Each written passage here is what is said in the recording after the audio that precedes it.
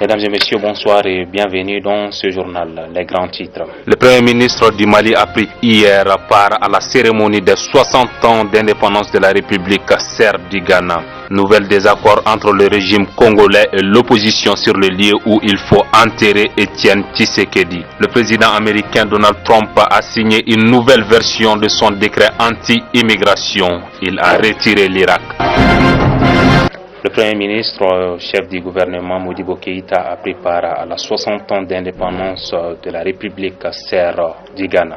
C'est en grande pompe que le Premier ministre du Mali, Modibo Keïta, représentant du président de la République, a été accueilli hier au Ghana. Le chef du gouvernement a pris part aux commémorations des 60e anniversaire de la République du Ghana, pays frère et ami du Mali. Pour qui connaît l'histoire de notre sous-région, l'histoire de l'Afrique, eh bien, on sait que le Ghana et le Mali ont entretenu des relations très solides, très étroites, au plan politique, dans les premières années de l'indépendance, au plan économique et au plan culturel.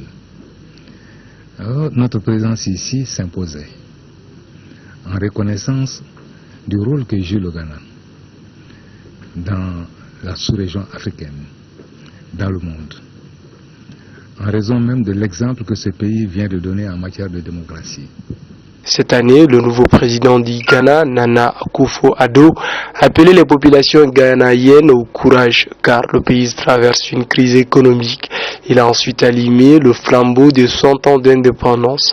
La cérémonie a continué par des défilés d'abord militaires, les différents corps, ensuite les civils dont les élèves et étudiants ont aussi apporté leur touche à la bonne tenue de cette 60e fête d'indépendance. Nouvel désaccord entre le régime congolais et l'opposition sur le lieu où il faut enterrer Étienne Tshisekedi. Le gouvernement congolais est en train de bâtir un mausolée dans le cimetière de Gomo à Kinshasa. La capitale, quant à la famille du leader mort, ils privilégient la construction d'un mausolée à l'intérieur même du bâtiment de leur parti politique. Pour beaucoup de spécialistes de la vie politique congolaise, les leaders de l'opposition veulent plutôt multiplier la pression sur le gouvernement de Joseph Kabila afin qu'il mette en application l'accord conclu entre les deux parties la veille du 31 décembre.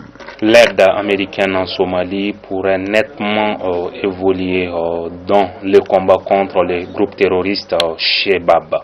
L'aide militaire américaine, largement basée sur la formation et le conseil de l'armée nationale somalienne, est soutenue par des frappes de drones américaines qui visent de temps à autre des membres des groupes terroristes. Ne suffisent plus aux yeux des experts américains de la Pentagone. Ils ont déposé un rapport sur la table du président américain pour que leur pays augmente son soutien à la Somalie afin de combattre plus efficacement les terroristes de El-Shabaab qui mènent une guerre sans merci contre le gouvernement somalien. Le candidat François Fillon est en confiance. Le comité directeur réuni hier lui a apporté son soutien. Avec plus de 300 de ses membres de parti qui l'ont quitté en moins de quelques jours, les membres du parti Les Républicains LR ont décidé de se réunir hier soir pour donner leur position sur la crise. Après plusieurs heures de conclave, les membres du principal parti de la droite ont décidé de réitérer leur confiance au candidat élu des primaires François Fillon. Les participants ont signé leur accord dans un document qu'ils ont rendu public à la fin. Même si François Fillon reste le candidat du parti Les Républicains, il aura des énormes difficultés à s'imposer à l'élection présidentielle, car aujourd'hui, dans les sondages, c'est Emmanuel Macron du parti En Marche et Marine Le Pen de l'extrême droite qui sont pressentis au second tour. Le président américain Donald Trump a signé une nouvelle version de son décret anti-immigration. Il a retiré l'Irak. 6 pays dont l'Irak a été retiré qui sont concernés par le nouveau décret anti-immigration de Donald Trump. Le président des États-Unis interdit toujours aux ressortissants de 6 pays à majorité musulmane l'entrée sur le sol américain pour des questions de sécurité. Soutiennent-ils le retrait de l'Irak serait le fruit de plusieurs jours de combats diplomatiques menés par des diplomates américains qui ont convaincu finalement le président Trump de la valeur des relations entre les deux pays. D'ores et déjà, des voix se sont levées pour annoncer leur opposition à cette nouvelle version du décret anti-immigration. La première version a été suspendue par des juges fédéraux. Cette nouvelle version du décret ne gèle que les demandes de visa, ne s'attaque toutefois pas au permis de séjour déjà octroyé.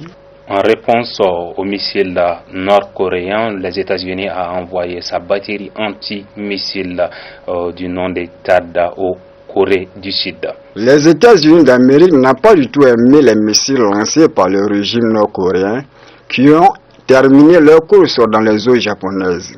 Le président américain Trump a tout de suite ordonné l'envoi de la batterie anti-missile appelée THAAD. Juste quelques heures après le THAAD est arrivé en Corée du Sud, cette batterie anti-missile détruit tous les missiles dans sa zone une fois tirés. La Chine voit en mal la présence d'une telle arme dans sa zone. D'autres pays parlent d'une arme qui crée de l'instabilité dans cette zone du Pacifique. Mesdames et messieurs, c'est tout pour aujourd'hui. Bonne suite des programmes sur votre chaîne. Au revoir.